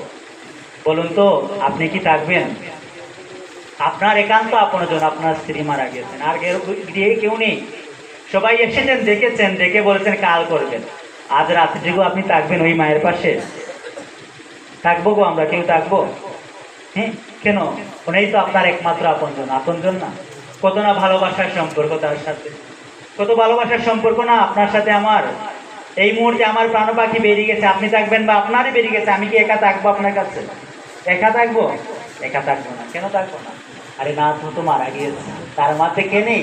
ভগবান নেই। ভগবান যতক্ষণ আছেন ততক্ষণ আপনার সাথে যে কোনো মতো দ্বারাই আপনার সাথে আমার সম্পর্ক, কিন্তু ভগবান নেই, আপনার সাথে আমি আর একার কোনো সম্পর্ক নেই। 10 জন মিলিত হলে থাকবে, নয়তো থাকবো না। তাহলে বলুন তো কিসের সম্পর্ক আপনার সাথে আমার? ভগবান ছাড়া কি সম্পর্ক রয়েছে বিরাজমান? সম্পর্ক বিরাজমান নেই। এই ভগবান আছেন মানে আপনার সাথে আমার সম্পর্ক রয়েছে। তো এটা ভালোভাবে উপলব্ধি করতে হবে যে না, যে এই মুহূর্তে আমার দেহ থেকে প্রাণ পাখি বেরিয়ে যাবে, সেই মুহূর্তে আপনার সাথে সব সম্পর্ক সমাধান হয়ে গেছে। যতটুকুই এই সংসারের বালকসুলভ আচরণ দ্বারা আমরা ক্রন্দন করছি, তার জন্য আবেগত হয়ে ক্রন্দন করছি, কিন্তু ওই বাবাকে বা ওই মাকে বা যে ক্রন্দন করছে তাকে একটি করে এক রাত্রি বলছেন, সেই মাকে বা সেই বাবাকে নিয়ে যে আপন জন্মের জন্য এত ক্রন্দন করছে, এক রাত্রি থাকার জন্য কেউ এগিয়ে আসবে না। কেউ কি এগিয়ে আসবো? আমরা কেউ আসবো? আমরাই এগিয়ে যাবো না। এক রাত্রি ওই লাশকে নিয়ে কি থাকা সম্ভব? লাশকে নিয়ে থাকা সম্ভব নয়। কেন? ও কি হয়েছে? ভগবান তাকে ছেড়ে চলে গেছে। তো যেখানে ভগবানের বিরাজ নেই, মান নেই, সেখানে আর কোনো সম্পর্ক নেই, কোনো সম্পর্ক নেই। এটা ভালোভাবে উপলব্ধি হচ্ছে মুখ্য বস্তু। তো দেখুন, কলির প্রতি পাবন শ্রীমন্ত চৈতন্য গৌরাঙ্গ মহাপ্রভু যে গৌরহরি এসেই আমাদের শিক্ষা দিয়েছিলেন, যে গৌরহরির মতো দ্বারা এই রথযাত্রা মহামহোৎসবটুকু আমাদের কাছে পুনঃ পুনঃ প্রত্যাবর্তনের মতো দ্বারা গৌরহরি শিক্ষা দিয়েছেন। এই নদিয়ার ভক্ত দ্বারা, নীলাচলের ভক্ত দ্বারা পরিপূর্ণ হয়ে সেই রথযাত্রা মহামহোৎসবটুকু আমাদের কাছে পরিপুষ্ট হয়েছিল। গৌরহরি দেখুন, আমাদের ভগবান কলির ভগবানকে, কলিযুগের ভগবানকে, কলির প্রতি পাবন শ্রীমন্তী গৌরহরি দেখুন কত না ত্যাগ বৈরাগ্য গৌরহরি, কিন্তু আমার দেখুন কত ওই ভোগের প্রতি আসক্তি, কত আসক্তি আমার গৌরহরি। দেখুন এই কলিযুগের যাদের মধ্য দ্বারা এই কলিযুগ ধর্ম, কলিযুগের যে প্রকৃত পক্ষে যেটা বস্তুত পরিচালিত শ্রী সৌর গোস্বামী, তাদের সম্বল কি জানেন? যে কথাটুকু বলা হচ্ছে মেরা মাতা সেরা কাতা, হ্যাঁ, তাদের সম্বল সম্বল না। আমার গৌরহরি দেখুন তো নেরামাতা মাথা মুন্ডন করে কি এক চিরা কাতা গায়ে দিয়ে কি করছেন? সাধন ভোজন করছেন। কিন্তু আমার বুক বিলাস বড় বড় প্রচুর বেশি, অনেক বেশি। কিন্তু গৌরহরি দেখুন যে শিক্ষা দিয়ে গিয়েছিলেন, এবং যেই শিক্ষাটুকু ওই গৌর বিষ্ণুপ্রিয়া লক্ষ্মী বিষ্ণুপ্রিয়াকে মাকে দিয়ে গিয়েছিলেন, ওই কথাটুকু বড় বড় অত্যন্ত অত্যন্ত মর্মহীন। দেখুন আমরা প্রত্যেকেই বলি না, এই আমাদের বর্তমান সমাজে এটা বিশেষভাবে পরিচিত, উনি 2 দিন হয় প্রসাদ বুঝে হয়েছেন, এখন আর আমার হাতে প্রসাদ পান না, বলি না আমরা। উনি 2 দিন হয় আমার সম্মুখে ছোট থেকে বড় হওয়া এটা সেটা সব কিছু করলেন, আর এখন দেখি আমার হাতে আর প্রসাদ খান না। আমি যেন রবিবারে ভগবানকে ভোগ লাগাই, পূর্ণিমার দিন ভোগ লাগাই, দ্বাদশীতে একাদশী পালন করে দ্বাদশীতে যে ভোগ লাগাই, ভগবান কি সেবা করেন না? ভগবান কি সেবা করেন না আমার হাতে? তাহলে আমার প্রসাদ কেন তিনি খাবেন না? দেখুন প্রসাদে যিনি পাচ্ছেন, অবশ্যই যে কোনো অবস্থায় প্রসাদ আসুক না কেন প্রসাদ মর্যাদা করা উচিত। কেন প্রসাদ মর্যাদা যদি হয় তাহলে স্বয়ং ভগবানকেই উল্লঙ্ঘন করা হয়। যে কোনো ব্যক্তি যে কোনো অবস্থায় যে কোনোভাবেই প্রসাদ নিয়ে আসলে আপনি যে পেট পরিপূর্ণ করে অর্থাৎ উদর পরিপূর্ণ করে প্রসাদ খেতে হবে এমন তো নয়। প্রসাদ মর্যাদা কি? একের অংশ, এক কিঞ্চিত, একটি মাত্র অন্ন নিয়ে আপনি বন্দনা করে প্রসাদ পেয়ে অবশিষ্ট প্রসাদটুকু আপনি দিয়ে দিতে পারেন। ওই প্রসাদে যতই দুষ্যুক্ত থাকুক না কেন তাতে কিন্তু আপনার কোনো ক্ষতি করবে না। যে কথাটুকু খুব সুন্দরভাবে বক্তমাল গ্রন্থের মধ্য দ্বারা সেই আমাদের যিনি আমরা বৈষ্ণব সেবাতে বিশেষ করে যে কথাটুকু প্রচারিত হয় বৈষ্ণব সেবার মধ্যে, সেই হরিদাস বৈষ্ণবের পূর্ব জীবনের কথাটুকু ব্যাখ্যা করা, যে ওই যে পুনঃ পুনঃ যত কিছু হোক না কেন আপনার সম্মুখে প্রসাদ আসছে মানেই আপনাকে প্রসাদ মর্যাদা করতে হবে। কিন্তু আমার মতো যারা নগণ্য কীট, আমি প্রসাদ বুঝি না, আমি প্রতিদিন ভগবানকে নিবেদন করে না খাই না, কিন্তু আমার ইচ্ছা কি আমি নিজে রসই করেছি ওই প্রসাদটুকু একজন প্রসাদ বুঝি নিত্য ভগবানকে নিবেদন করে যে প্রসাদ পায় সেও সেবা করি। হ্যাঁ, আপনার এখানে যদি কিঞ্চিত প্রসাদ তিনি গ্রহণ না করেন, একটু অন্তত পক্ষে ফলে আদি গ্রহণ না করেন, তাহলে হয়তো ওনার জন্য সেটা ওনার দেখে নেবেন, উনি ওনার অপরাধ গ্রহণ করবেন, প্রসাদ মর্যাদা করা অবশ্যই। কিন্তু ওই প্রসাদ কেন পাচ্ছেন না সেটারও তো কারণ হতে পারে। কেননা আমার হচ্ছে কি আমার মধ্যে এখনো রয়েছে কামনা বাসনা পরিপূর্ণতা রয়েছে। যে কামনা বাসনা পরিপূর্ণতার মধ্য দ্বারা কি রয়েছে, আমি গৌরহরির আতুল রাঙ্গাচনের প্রকৃতপক্ষে এখনো সমর্পিতই হতে পারলাম। হ্যাঁ, আমি কি ভগবানকে দিয়েছি, ভগবানকে আমার হাতে খান না। দেখুন গৌরহরি কিন্তু অনেক শিক্ষার মধ্যে একটা শিক্ষা ছিল। গৌরহরি বলেছিলেন যে কি আমি সেই লক্ষ্যপতি গৃহ ব্যতীত আর কারো গিয়ে প্রসাদ সেবা করি না, গৌরহরি বলেছিলেন। গৌরহরি যখন সে নীলাচলে অবস্থান করছিলেন, কাশী মিশ্রে গিয়ে গম্ভীরায় নিত্যলীলা অর্থাৎ ভগবান রাধা ভাবি বিভোর হয়ে রাধা রাধা নাম উচ্চারণ করিতে করিতে গৌরহরি যখন প্রতিদিন সেই রাধা ভাবি বিভোর হয়ে জগন্নাথকে সেই জগন্নাথ রূপে নেয়, স্বয়ং সেই ব্রজেন্দ্র নন্দন অখিল মাধব অনাদিরাদি ভগবান শ্রীকৃষ্ণকে দর্শন করতেন, তখন তৎকালীন সময়ে গৌরহরি একটি সিদ্ধান্ত দিয়েছিলেন, দেখো আজ হতে আমি সিদ্ধান্ত নিয়েছি লক্ষ্যপতি ব্যতীত আমি কারো গিয়ে সেবা করবো না। ভগবান বলেছেন লক্ষ্যপতি তৎকালীন সময় আজ হতে 500 বছরের অধিক সময়ে 1000 টাকাও বের করা অত্যন্ত দুষ্কর ছিল। 1000 টাকা হলে 1 গ্রাম কেনার মতো দাম হয়ে যাবে, তাই না? তো এই লক্ষ্য তৎকালীন সময় লক্ষ্যপতি খুঁজে পাওয়া কোথায় সম্ভবপর? তৎকালীন সময় সেই সাধু সন্ত বৈষ্ণব ব্রাহ্মণ যারা আছেন সবাই গিয়ে গৌরহরির চরণে আসছেন, গৌরহরি তুমি তো সিদ্ধান্ত নিয়েছো যে লক্ষ্যপতি ব্যতীত তুমি কারো দিয়ে পোশাক সেবা করবে না। কিন্তু এখানে এই বর্তমান সমাজে 1000 পতি অর্থাৎ সহস্রপতি খুঁজে পাওয়াও দুষ্কর। সহজে বলতে তাতে 1000 টাকা সম্পূর্ণ ব্যক্তিও পাওয়া যেত। লক্ষপতি ওনারা ভেবেছিলেন কি যার কাছে লক্ষ টাকা রয়েছে তার কাছেই গৌরহরি গিয়ে বলবেন কি সেবা গ্রহণ করবেন, তাই না? লক্ষপতি মানে কি লক্ষ টাকা যার কাছে আছে তিনি গৌরহরি বলতেন তার গৃহে গিয়ে আমি সেবা করবো। কিন্তু গৌরহরি সেদিন শিক্ষা দিয়েছিলেন কি দেখো দেখো মহৎজনেরা বৈষ্ণবজনেরা, আমি যে শিক্ষা আমি যে কথাটুকু বলেছি সেই লক্ষপতি বলতে সেই লক্ষ্যের কথা আমি বলিনি, এই যে হরিনাম।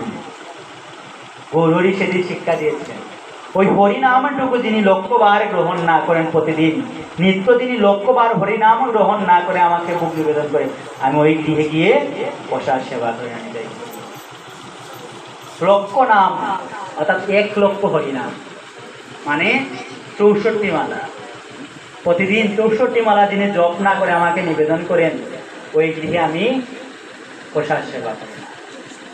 সেটা চূড়ান্ত সত্য কথা, মহাপ্রভু নিজে শিক্ষা দিচ্ছেন। তাহলে ওই গৌরহরিকে আমি সেবা দিচ্ছি মানে গৌরহরি কে নিচ্ছেন এটাও ভ্রান্ত ধারণা থাকা উচিত। ভগবান আমাকে এখানে বসিয়েছি ঠিকই, হ্যাঁ ভগবানকে বসিয়েছি ঠিকই, কিন্তু ভগবানের সাথে আমার কোনো সম্পর্ক নেই, সম্বন্ধ নেই, ভগবানের সাথে কোনো আপনত্ব ভাব নেই। কিন্তু ওই ভগবানকে এখানে বসিয়ে দিয়েছি, তা বসাতে হয়, বা ভগবানকে একটু কী করলাম বসিয়ে দিলাম, কিন্তু প্রভুর সেবা পূজা অর্চনার প্রতি আমার কোনো কিছু নেই, আমার নিজের সংস্কারে নেই, নিজের আচরণের পরিবর্তন নেই, কিন্তু ভাবছি কি না আমি দিয়ে দিয়েছি মানে ভগবান পেয়ে নিচ্ছেন, এমন হয়, এমন কখনো হয় না। গৌরহরি সেদিন শিক্ষা দিয়েছিলেন লক্ষ বছর 1 লক্ষ হরিনামে যিনি জপ করেন তিনি একমাত্র আমার বুক লাগানোর সামর্থ্যবান, আর আমি সেই গৃহে গিয়েই প্রসাদ সেবা করি।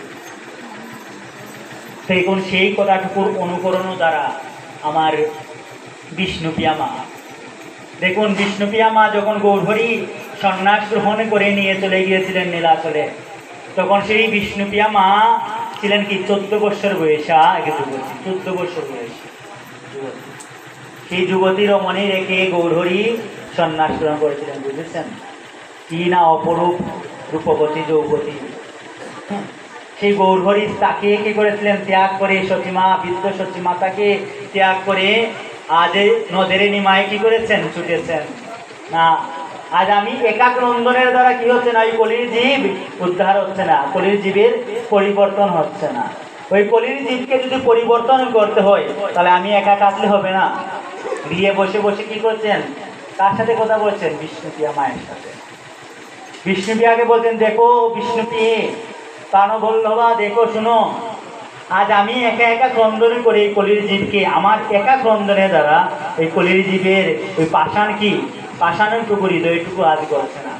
আমার গৌরহরি যেভাবে ওই নীলাচলে পুরীধামের মধ্যে বসে বসে যেভাবে জগন্নাথকে দর্শন করতেন বিষ্ণুকারটার নিচে দাঁড়িয়ে, দেখুন এটা বিশ্বাস অযোগ্য কথা। শাস্ত্রকার মহৎজনেরা চৈতন্য চৈতামিতকার শিল কৃষ্ণদাস কৈরাজ গোস্বামীপাদ তথা বৃন্দাবন দাস ঠাকুর মহাশয় বর্ণনা দিচ্ছেন কি গৌরহরি জগন্নাথ দর্শনে ওই মাতুর বিরহে অর্থাৎ আমার অখিল মাধব অনাদি আদি ভগবান রাধা রানীকে বৃন্দাবনে রেখে মথুরায় চলে এসেছেন, যেটাকে বলা হচ্ছে মাতুর বিরহ। সেই মাতুর বিরহে গৌরহরি সেখানে ক্রন্দন করিতেন, জগন্নাথকে দর্শন করতেন কিন্তু জগন্নাথকে দর্শন করতেন না। জগন্নাথের মধ্যে শ্বাসটা শ্রী ব্রজেন্দ্র নন্দন শ্রী মুরালীধর অখিল মাধব অনাদি আদি ভগবান শ্রীকৃষ্ণকে দর্শন করতেন। দর্শন করিতে করিতে কাহা কাহা মোর প্রাণনাথ, কালকে আসবে বলে চলে গেলে আজ, কিন্তু তুই আর ফিরলে না, আর যে ফিরলে না।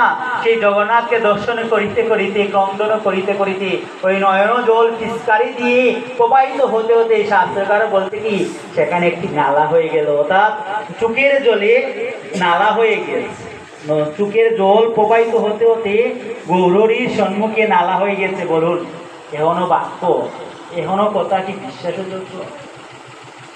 এখনো বাক্য কি বিশ্বাসযোগ্য? কিন্তু শাস্ত্রকার সেটি শিক্ষা দিচ্ছেন।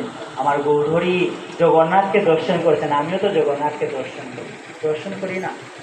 কই আমারও দর্শনে তো কই আমার তো একটু ওই দেহের মধ্যে অষ্টসাত্ত্বিক বিকার তো দূরের কথা, একটু দর্শনে করে মনে মনে তো একটু আনন্দও জাগে না। প্রভু তোমার কি অপূর্ব, আমার শ্যাম সুন্দর মদন মোহন, সেই শ্যাম সুন্দর মদন মোহনকে দর্শন করেও তো একটিবার নয়ন একটিবার আনন্দ জাগে না। একটিবারে দেখেছি পুনরায় আর একটিবারে দেখি, এখনো তো আসে না। গেলাম গিয়ে কি করছি, গিয়ে প্রণাম করে কাজ করে কি করছি, প্রণাম করছি। নিজের মনের মধ্যে যত বাসনা আছে তাহা পুনঃ পুনঃ বারবার তার কাছে বলছি, এটা করে দাও, ওটা করে দাও, ওটা বলে দাও, ওটা দিয়ে দাও, ওটা পাইয়ে দাও, ইত্যাদি ইত্যাদি বলছি। কিন্তু একটিবারও দর্শন করে পুনরায় ওই রাঙ্গা চরণে আবার একটিবারও দর্শনের লালসা জাগে না। লালসা কি জাগে? বারবার একটিবার ওই রাঙ্গাচরণ পুনঃ পুনঃ দর্শনের ইচ্ছা জাগে না। কেননা আমার ওই দর্শনটুকু হচ্ছে না পরিপূর্ণভাবে। আমার গৌরহরি দর্শন করছেন, দেখুন ওই আমার জগন্নাথ কি করেছেন, 15 দিন স্নান যাত্রার পর 15 দিন কি হয়, গৌরহরি তার জগন্নাথ কোথায় থাকেন? অন্তরালে চলে যান। কেন? জগন্নাথের জ্বর এসেছে, জগন্নাথের জ্বর এসেছে না, অন্তরালে চলে যান। ওই 15 দিনের পূর্বে অর্থাৎ রথযাত্রার আগের দিন জগন্নাথের পুনরায় নবযৌবনা ফিরে পান। অর্থাৎ জগন্নাথকে পুনরায় শৃঙ্গার করে কি করা হয়, পুনরায় স্থাপন করা হয়। অর্থাৎ গর্ভ মন্দিরে স্থাপন করে পুনরায় দ্বার উন্মোচন করে ভক্তকে পুনরায় নবযৌবন রূপ দর্শন দাঁড়িয়া জগন্নাথ দর্শন দেন। কলির প্রতি পাবন শ্রীমন চৈতন্য গৌরাঙ্গ মহাপ্রভু সহিত তৎসংলগ্ন জগন্নাথকে যারা ভগবানকে বড় হৃদয় থেকে ভালোবাসে, আমি তো না 15 দিন নয় 15 বৎসরও যদি আমার কাছে চলে যান তথাপি তো একটিবার পুনরায় দর্শনের লালসা জাগে না, আমার জাগে না। আপনাদের কথা বলছি না, আপনারা তো সকালে দর্শন করে যখনই চোখের পলক মদিত হয়, ব্রজেশ্বরী শ্রীমতী রাধারানী বলেছিলেন, ওহে বিধি তুমি সৃজন জানো না, তুমি সৃজন জানো না, কি অপরূপ শ্যাম সুন্দরীকে দর্শন করিবারের জন্য মাত্র 2টি নয়ন দিয়েছ, মাত্র 2টি নয়ন দিয়েছি। 2টি নয়নে কি আর ওই অপরূপ শ্রী বিগ্রহ দর্শন করা যায়? এই অপরূপ শ্রী মধুর্য শ্রী বিগ্রহ দর্শন করিতে করিতে এই 2টি নয়নে তো হয় না। হে বিধি তুমি সৃজন জানো না, কুটি আঁকি দিলে না বিধি, দিলে মাত্র 2, তাহাতে নিমেষে দিলে কি দেখিব মই। চণ্ডীদাস ঠাকুর লিখেছেন, কি বলছেন, কুটি আঁকি দিলে না বিধি, হে বিধি তুমি সৃজন জানো না, যোগ্য সৃজন তুমি বুঝো না। তুমি যদি সৃজন বুঝতে ওই শ্যামসুন্দর শ্রী বিগ্রহকে দর্শন করিবার জন্য মাত্র 2টি নয়ন দিয়েছেন আমাকে। আর যদিও তাতে 2টি নয়ন দিয়েছ, তাতে আবার নিমিষ দিয়েছ, চোখের পলক দিয়ে দিয়েছ। ওই চোখের পলক কিন্তু আমাদের বুদ্ধি জেনে, অর্থাৎ আমি প্রয়োজন পালাচ্ছি তা নয়, অনায়াসে পড়ে না। দেখুন ব্রজেশ্বরী সেই গোপীরা বলতে কি না, ওই যে চোখের পলকটুকু ওই পলক পড়ে গেছে, আমি শ্যামসুন্দরকে দেখতে পেলাম না, এক যুগ যেন হচ্ছে আমি শ্যামসুন্দরকে দর্শন করতে পারলাম না। গোপীরা বলতে কিন্তু আমার এক যুগ তো নয়, লক্ষ লক্ষ যুগ যদি চলে যায় দর্শন করা তো, আরে কি কোথায় দর্শনের তো লালসাই নেই, লালসা নেই। তাই নবযৌবন প্রাপ্ত হয়ে জগন্নাথ যখন পুনরায় ওই রথযাত্রার পূর্বে দিন কি হয়েছেন, গর্ভ মন্দিরে অবস্থান করেছেন, সমস্ত ভক্তরা লক্ষ লক্ষ ভক্ত এসেছে জগন্নাথকে দর্শন করার লালসায়। আহা জগন্নাথ, 15 দিন হয়ে দেখ তোমার ওই ভুবন মোহন শ্রী বিগ্রহ দর্শন করি না প্রভু, তোমাকে দর্শন করি না প্রভু। 15টা দিন হয়ে যায়, 15 দিন নয় 15টা যুগ, 15টা জীবন যেন আমার চলে গেছে আমার কাছ থেকে, তোমাকে দর্শন করলাম না। আজ যদি আমি দর্শন না করি তাহলে আমার জীবনটুকু তো ব্যর্থ। আমার জগন্নাথ যখন পুনরায় নবযৌবনা প্রাপ্ত হয়ে সেখানে এসে অবস্থান করছেন, সমস্ত ভক্ত এসেছে আজ জগন্নাথকে দর্শন করতে।